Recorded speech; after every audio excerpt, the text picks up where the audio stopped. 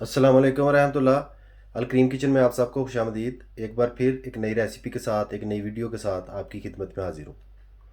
आज शनवारी कढ़ाई जो है उसकी रेसिपी मैं तैयार करने जा रहा हूँ। शनवारी कढ़ाई बहुत मज़ेदार तैयार होती है, नहायत ही सादा और आसान सा तरीका है। सादा सादा चीज़ें इस्तेमाल होती हैं बीच में, बहुत टेस्टी तैयार होती है। जैसा कि आप स्क्रीन में देख सकते हैं, शनवारी कढ़ाई बनाने के लिए 1.5 किलो गोश्त मैंने लिया बकरे का। गोश्त आप कोई भी इस्तेमाल कर सकते हैं, लेकिन अगर बकरे का करेंगे तो उसका टेस्ट जो ओरिजिनल टेस्ट है वो आप फील करेंगे। टमाटर है, तीन अदर टमाटर मैंने लिए हैं। एक पाव टमाटर आप कर सकते हैं। 50 ग्राम सब्ज़ प्याज,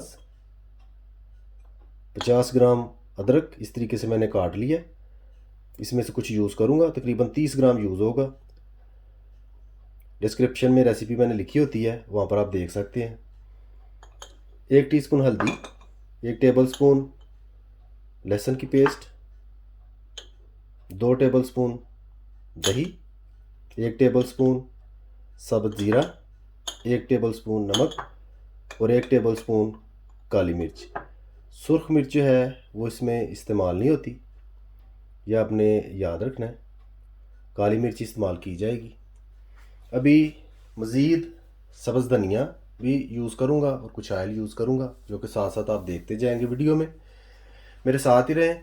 और शनवारी कढ़ाई जो है किस तरीके से तैयार होती है, इसका तरीका एंड तक वीडियो देखें ताकि आपको अच्छी तरह समझ आ जाए। कढ़ाई को चूल्हे पर रख दिया मैंने। 1 कप कुकिंग ऑयल जो है मैं इसमें ऐड कर रहा हूँ इस तरीके से। ज़रूरत पड़ने पर कम ज़्यादा आप कर सकते हैं गोश्त की क्वांटिटी के हिसाब से। अगर मैंने ज़्यादा यूज़ करना हुआ, थोड़ा और डालना हुआ, तो वो भी मैं आपके साथ शेयर कर दूँगा। यूँ ऑयल गर्म होता है, हम इसमें गोश्त जो है वो ऐड करेंगे। माशाल्लाह ऑयल जो है गर्म हो चुका है। अभी सबसे पहले इसमें लहसुन की पेस्ट जो है वो मैं ऐड कर रहा हूँ।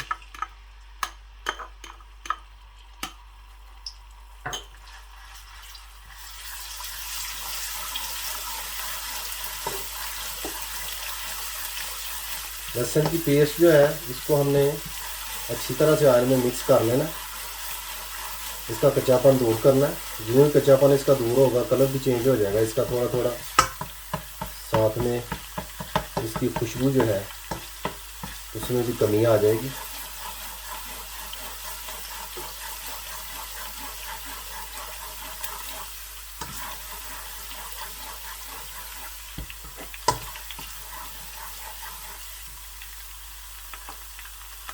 दो तीन मिनट के लिए ऐसे ही मैं लहसुन को पकाकर इसका कच्चापन अच्छी तरह से दूर करूँगा।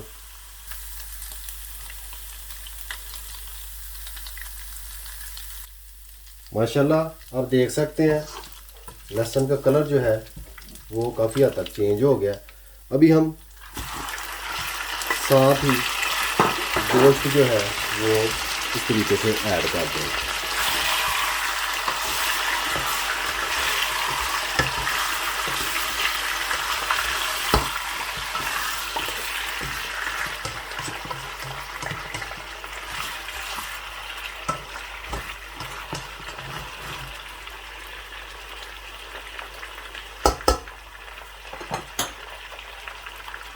थोड़ा सा अदरक बीच में हम ऐड करेंगे खुशबू के लिए।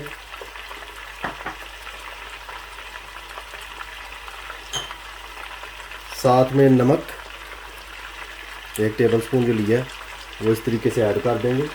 नमक जो है टेस्ट के साथ साथ आप कमी या ज़्यादती कर सकते हैं, उसमें कोई मसला नहीं है। 10 मिनट तक मैं इसी तरीके से गोश्त जो है उसको अच्छी तरह से भून लूँगा। माशाल्लाह आप देख सकते हैं रंगत किस तरीके से गोश्त की जो है वो टोटली चेंज हो चुकी है। काफ़ी हद तक गोश्त भून चुका है। अभी मैं मज़ीद भूनूँगा, लेकिन उससे पहले कुछ चीज़ें जो हैं वो मैं बीच में ऐड करूँगा।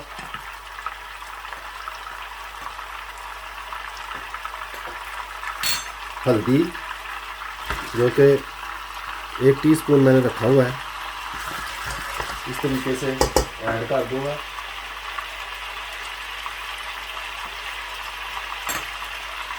साथ में दही,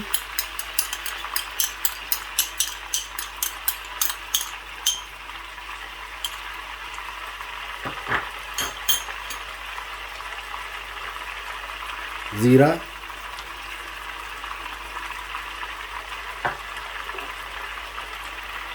काली मिर्च,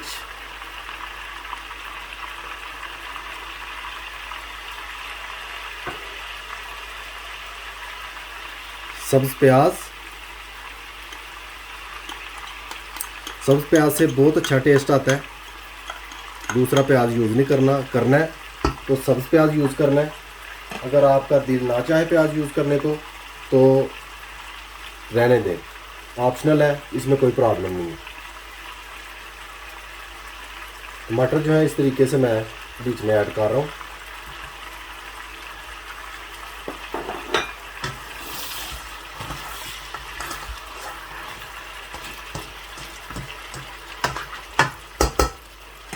थोड़ा सा अदरक जो है तो फिर मैं साथ ऐड करूँगा इस तरीके से।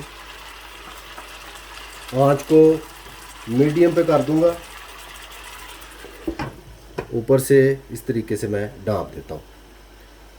तकरीबन 10 मिनट के लिए ऐसे ही मैं ढाँपे रखूँगा, दरमियानी सी तेज़ आंच पे, ज़्यादा तेज़ आंच पे नहीं, क्योंकि ढक्कन दे के रखना, ये ना हो कि गोश्त नीचे से जलना शुरू हो जाए।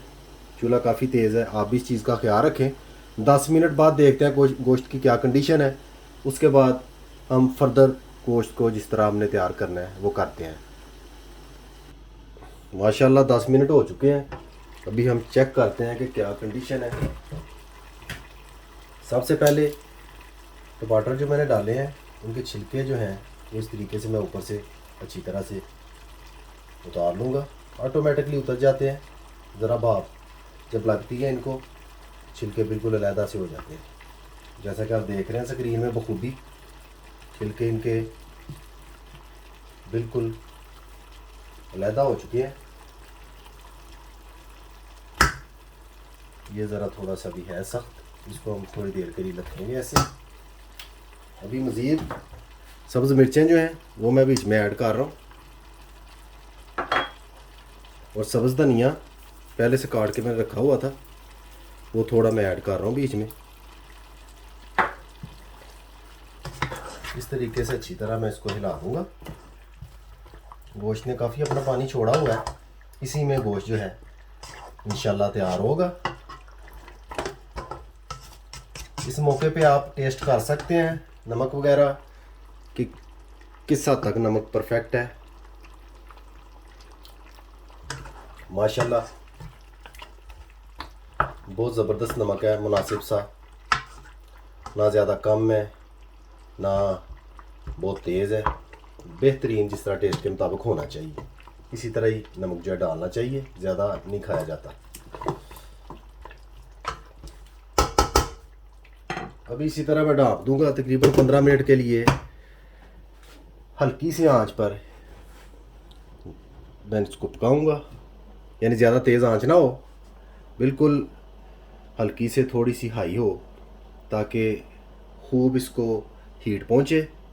आहिस्ता आहिस्ता आहिस्ता आहिस्ता गोश्त जो है वो पके। इस तरह पीसीस बड़े हैं वो आसानी से अंदर तक गल जाएंगे, जिससे खाने में आसानी होगी।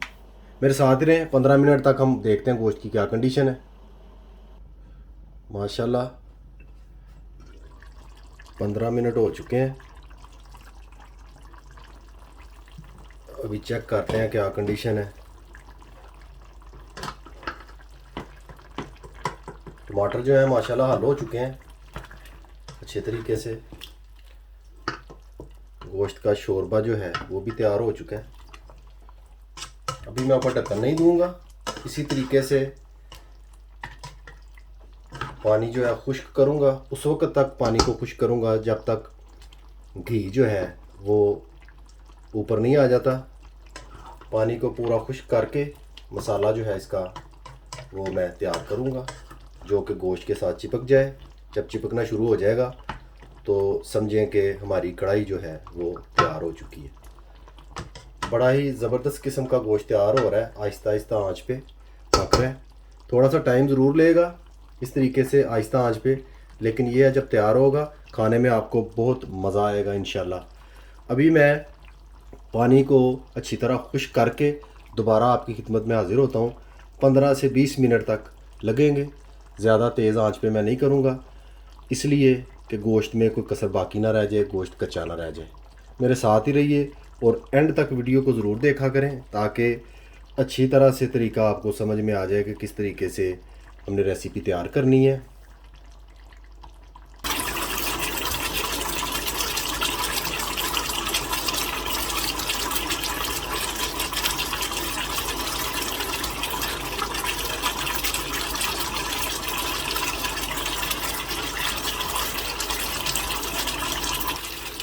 माशाल्लाह अल्हम्दुलिल्लाह आप देख सकते हैं पानी बिल्कुल खुश्क हो चुका है।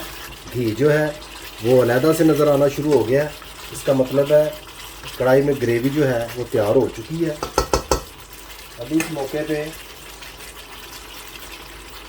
अदरक थोड़ा सा और डालूँगा मैं,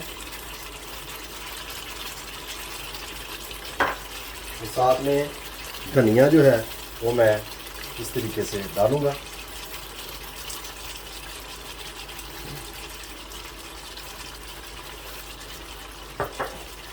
और अच्छी तरह से हिला दूँगा। आप देख रहे हैं माशाल्लाह मसाला जो है वो बिल्कुल तैयार हो चुका है। पानी खुश्क हो गया मसाले में से, मसाला गोश्त के साथ चिपक रहा है। इस मौके पे आपकी मर्ज़ी है, अगर आप चाहें तो थोड़ा सा मसाला रख सकते हैं, जूसी जूसी टाइप कर सकते हैं, उससे खाने में भी आसानी होती है। लुकमे के साथ लगा के मसाला आराम से आप खा सकते हैं।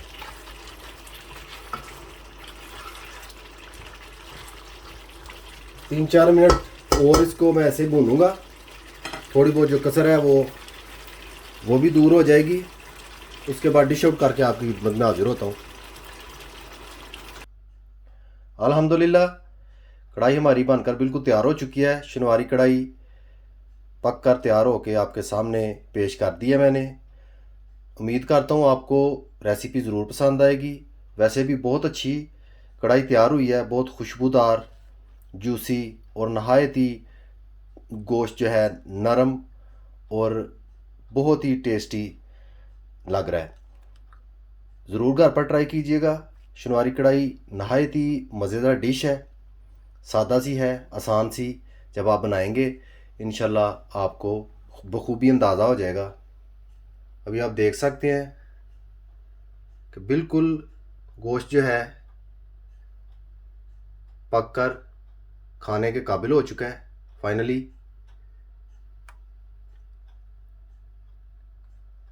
रेसिपी अच्छी लगे, वीडियो पसंद आए, लाइक कीजिए, शेयर और सब्सक्राइब कीजिए और बेल आइकन बटन को याद से दबा दें ताकि मेरी हर आने वाली वीडियो आपको वक्त पर मिल जाया करे। मुझे अपनी ख़ास दुआओं में याद रखिए। सदा खुश रहिए। अल्लाह हाफिज़।